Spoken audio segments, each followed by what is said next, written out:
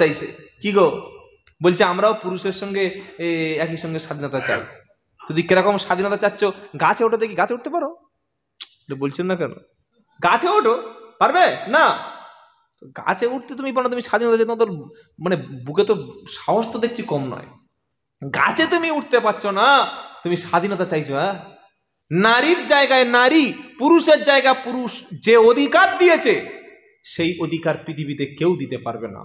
একটা কন্যা সন্তানের মর্যাদা ইসলাম বলছে 3 কন্যার পিতা আর নবী সাল্লাল্লাহু আলাইহি ওয়াসাল্লাম একই জান্নাতে থাকবে, যার 3টে মেয়ে। বলুন সুবহানাল্লাহ। মেয়েটা যখন বিয়ে হয়ে গেল, ওই বিবির ভরণ পোষণের দায়িত্বটা সম্পূর্ণ স্বামীর।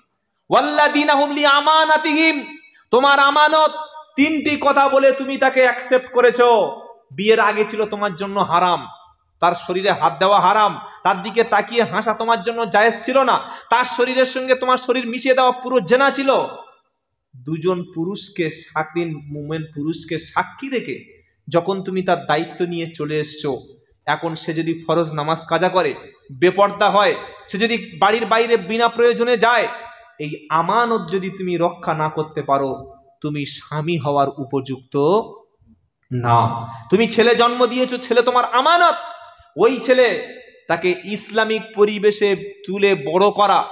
পৃথিবীতে মানুষকে মারার হুকুম ইসলাম কোথাও দেওয়ানি। আপনি দেখেন যে হ্যাঁ আল্লাহ বলেছে মানুষকে চড় মারো, লাথি মারো, কোথাও বলেনি, কিন্তু একটা জায়গায় বলেছে। কোথায়? বাচ্চা যখন 7 বছর বয়স হবে, নামাজের নির্দেশ দাও, নামাজ না পড়লে প্রহার করো, মারো। কেন? এমন গুরুত্ব নামাজের, এমন প্রেসার ক্রিয়েট করতে বলেছে। তোমার ছেলে যদি বেনামাজি থাকে, তোমার মেয়ে যদি বেনামাজি হয়ে থাকে, তোমার বাড়িটা পুরো জাহান্নাম হয়ে গেছে। আর তোমার ছেলে মেয়ে সবাই যদি নামাজি হয়, তোমার পরিবেশটা তো জান্নাতি পরিবেশ। বলুন সুবহানাল্লাহ। তোমার পরিবেশে আল্লাহর দয়া থাকবে। তাই আল্লাহ বলছেন আমানত রক্ষা করো। চোখ, এটা আমার আমানত, এই চোখকে খারাপ কাজে ব্যয় করব না। মাথা, মস্তিষ্ক, চিন্তা ভাবনা, এটা আমানত। কান আমার কাছে আল্লাহ আমানত দিয়েছে। যৌবনটা হচ্ছে আমানত, যৌবন নষ্ট করো না। আল্লাহ তোমার সুন্দর চেহারা দিয়েছে, এটা আমানত। এই আমানত মানে এমন একটা দায়িত্ব, যে দায়িত্ব সেই ব্যক্তি পালন করার মতো যোগ্যতা থাকে, এটার নাম হলো আমানত। যিনি মসজিদ কমিটির প্রধান, মসজিদের দায়িত্বটা তার আমানত। নবী বলেছেন আলা কুল্লুকুম রাইন ওয়া কুল্লুকুম আন মাসউলুন আর রাইয়াতিহি। নবী বললেন তোমরা প্রত্যেকে দায়িত্বশীল, আর তোমাদের দায়িত্বের ব্যাপারে আল্লাহর কাছে জবাবদিহি করতে হবে। প্রধানমন্ত্রীকে, ভারতবর্ষে একটা লোক যদি না খেয়ে মারা যায়, মোদিকে কিন্তু আল্লাহ ধরবে। শুনছেন? আমাদের রাজ্যে যদি একটা মানুষ ক্ষুধার্ত থাকে, মুখ্যমন্ত্রীকে আল্লাহ জিজ্ঞাসা করবে, ছাড়বে না। এই এলাকায় যিনি প্রধান, একটা লোক যদি ঘর না পায়, ঘর থেকে জল পড়ে, পানি পড়ে, আর প্রধান সাহেব যদি অনেক উঁচু ঘরে বাস করে, খবর আছে, মনে রেখে দেবেন। কি শুনছেন আপনারা? হ্যাঁ, অত সহজ ব্যাপার নয়। ইমামকে আল্লাহ মুক্তাদিদের সম্পর্কে জিজ্ঞাসা করবে, মেম্বারকে তার গ্রামের লোককে জিজ্ঞাসা করবে, বাপের সমস্ত সন্তানকে তাদের বিষয়ে জিজ্ঞাসা করবে। প্রত্যেকের কুল্লুকুম রাইন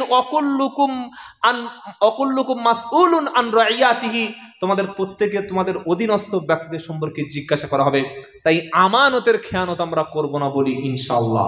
আজ থেকে আমার বাচ্চা, আমার পরিবারটাকে ইসলামিক পরিবেশে লালন পালন করব, শিক্ষা দেবো ইনশাআল্লাহ বলি। আর আমানাতিহিম ও আহদিহিম রাউন, প্রতিশ্রুতি ভঙ্গ করবেন না, এটা মুনাফিকের আলামত। মুনাফিকের 3টি চরিত্র: মিথ্যা বলে, প্রতিশ্রুতি ভঙ্গ করে, যে আমানত তার কাছে আছে ওটা খেয়ানত করে। সকলে বলুন, যেটা কথা দেবো সেটা কাজ করব। বলুন ইনশাআল্লাহ। কথা দেব, কাজ করব, জীবন চলে যাবে, যত ক্ষতি হয় হোক, যেটা জবান দিয়েছি সেটা যেন না মুখ ফসকে বাজে কথা চলে যায়। হ্যাঁ বলেছি হ্যাঁ, টাকা দেবো বলেছি দেবো, যেটা বলেছি সেটা। যদি আমরা প্রতিশ্রুতি ভঙ্গ করি, তাহলে আল্লাহর খাতায় আমি আর মুমিন থাকবো না, মুনাফিক থাকবো। সকলে প্রতিশ্রুতি রক্ষা করবো ইনশাআল্লাহ বলেন। শেষ আয়াত আজকের মতো, সূরা মুমিনুনের জান্নাতুল ফেরদাউসে যারা, আল্লাহ কি বলছেন? ওয়াল্লাযীনা হুম আলা সালাতিহিম ইউহাফিজুন উলাইকা হুমুল ওয়ারিসুন। যারা নিজেদের নামাজ সমূহকে হেফাজত করতে পেরেছে। বলুন সুবহানাল্লাহ। একটা কাফের আর একটা মুমিনের দাড়ি, টুপি, পাঞ্জাবি দিয়ে পার্থক্য করবেন না। একটা কাফের, একটা মুমিনের পার্থক্য, যার কাছে নামাজ আছে সে মুসলিম। যার কাছে নামাজ নাই, ইসলামে তার কোনো অধিকার। পরিষ্কার নবীর হাদিস, মান তারাকা সালাতা মুতাআম্মিদান ফাকাদ কাফারা। ইচ্ছা করে নামাজ ছেড়ে দিল, কুফরি করলো। নামাজ নাই, তুমি নিজেকে মুসলমান বলে দাবি করতে এই অধিকার ইসলাম তোমার দেয়নি। এটা ফরজ ইবাদত, এত বড় গুরুত্বপূর্ণ ইবাদত। আল্লাহর নবী বলেন, আউয়ালা মা ইউহাসাবু বিহিল আবদু ইয়াউমাল কিয়ামাতিস সালাহ। কিয়ামতের দিন সর্বপ্রথম বান্দাকে বলবে, বান্দা বলো তুমি গরুর গোশত খেয়েছিলে কিনা, তাই তো বলবে না? বান্দা বলো তুমি এই বাড়িতে মিলাদ দিয়েছে কিনা, বলবে? বলছেন না কেন? না, সর্বপ্রথম নামাজ, ফরজ নামাজ আজ থেকে কেউ কাজা করবেন না, বলুন ইনশাআল্লাহ। যারা নিজেদের নামাজ হেফাজত করতে পেরেছে, প্রচুর আয়াত ছিল নামাজ সম্পর্কে, যেহেতু ওদিকে সময় নেই, যাব না। শুধু একটা কথা মাথায় রাখবেন, নামাজ পড়লে ঈমান থাকবে, নামাজ না পড়লে ঈমান রাখা যাবে না। আবার এখন কিছু ওই বেদাতি ফকির আছে যারা মাজারে বসে গাঁজা টানে, তারা বলে যে আমাদের দিলে দিলে নামাজ হয়। কি শুনছেন আপনারা? কোথায় নামাজ হয়? দিলে দিলে। কিরকম? বললে আমাদের আল্লাহর সঙ্গে এমন সম্পর্ক হয়ে গেছে, আমাদের শরীর দিয়ে নামাজ পড়তে হয় না, দিল দিয়ে নামাজ পড়তে হয়।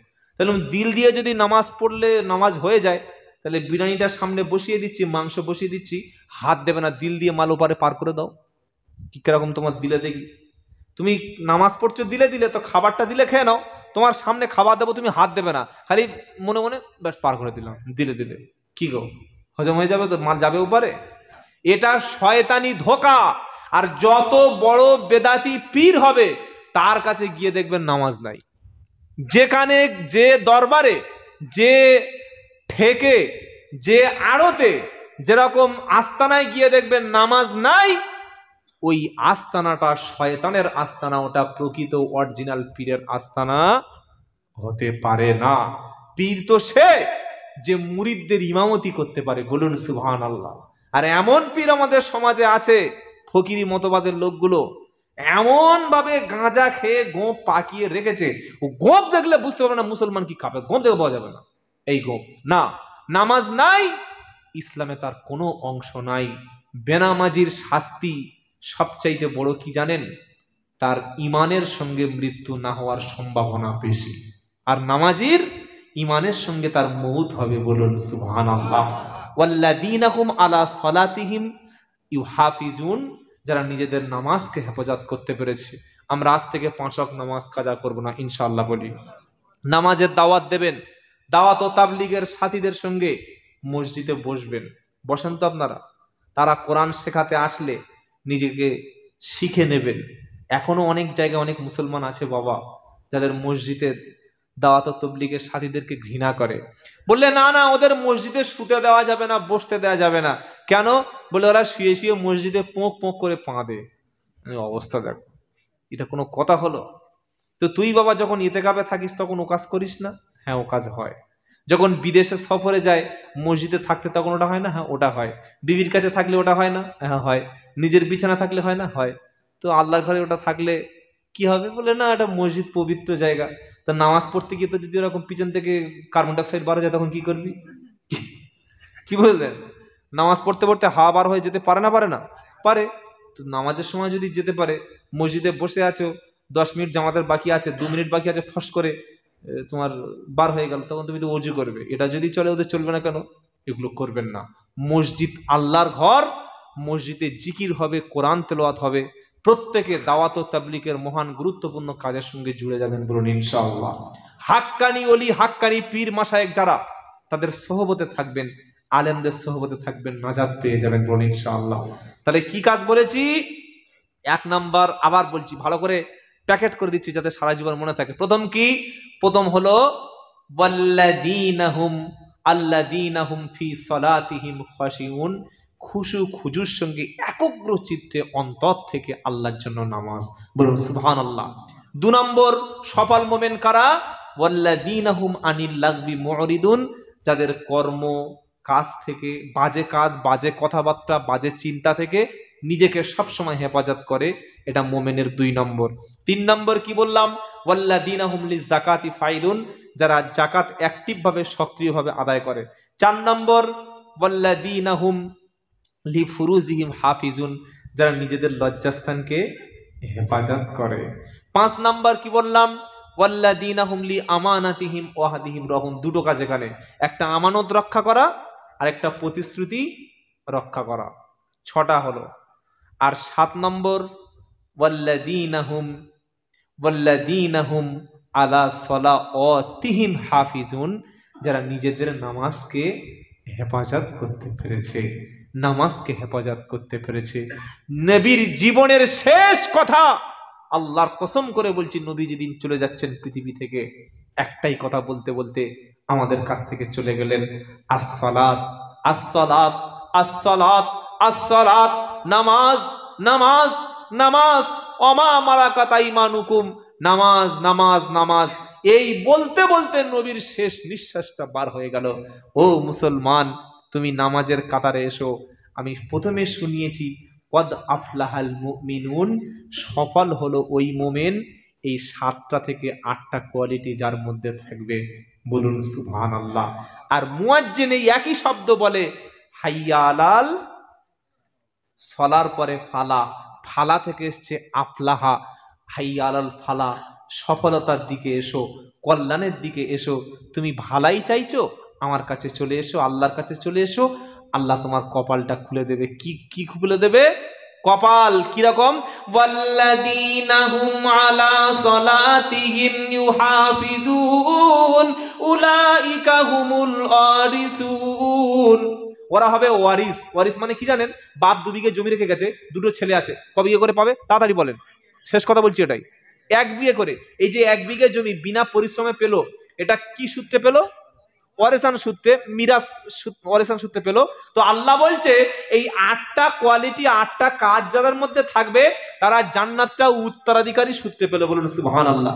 আল্লাযীনা হুম আলা সলাতিহিম ইউহাফিজুন উলাইকা হুমুল ওয়ারিসুন। ওরা হলো জান্নাতের ওয়ারিস। কিসের ওয়ারিস? জান্নাতের। কোন জান্নাতের?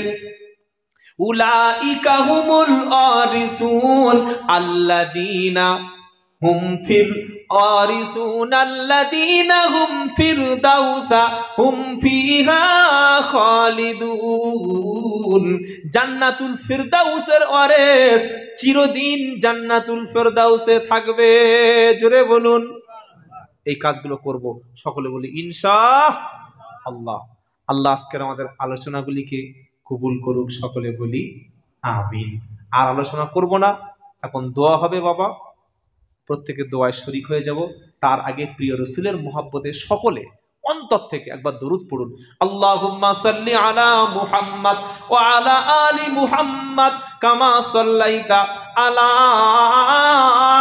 ইব্রাহিম ওয়া আলা আলি ইব্রাহিম ইন্নাকা হামিদুম মাজিদ।